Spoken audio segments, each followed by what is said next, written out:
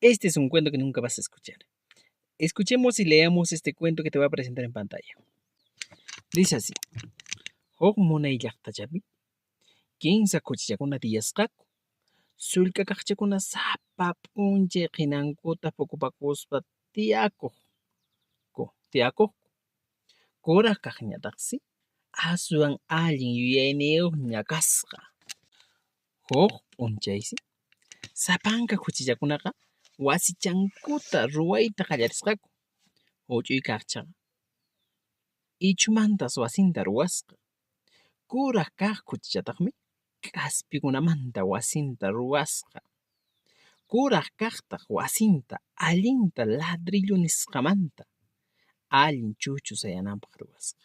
Chaymanta nin, paykunaqa huk atuq muyupayamusqanta yacharusqaku. Hinas khatataspa manchakuymanta huch'uy kaq kuchichaqa ichhu wasiman haykuspa pakakusqa.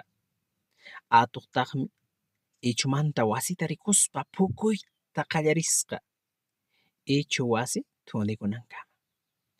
Huch'uy kaq kuchichaqa k'aspi wasiyuq wayqinpa wasinkama phawaylla ayqikusqa.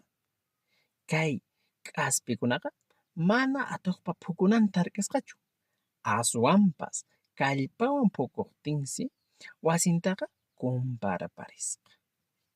Chaymanta imata qatipan. Iskaynin kuchichakunaqa kuraq wayqinkuq wasinpiñataqsi phawaylla ayqikunku. Atuqsi chayaruspa ladrillo wasita phukuyta qallarisqa. Mana atispas wasp'akunta winakuyta munasqa. Ichaqa kuchichakunaqa chayta rikuspa ninata hap'ichisqaku. Uyariy, kay supay atuqqa qaparispas chupa nanaywan kanakusqanrayku. Hinaspas mana atisqantaraq kay wayqintin kuchichakunamanta phawaspa ayqikusqa. Chay p'unchaymantapachas kuchichakunaqa kusilla tiyapusqaku. Atuqtaqsi wanapusqa. Hinaspa mana hayk'aqpas kay llaqtakunata kutimusqañachu. Hoy te hago una pregunta.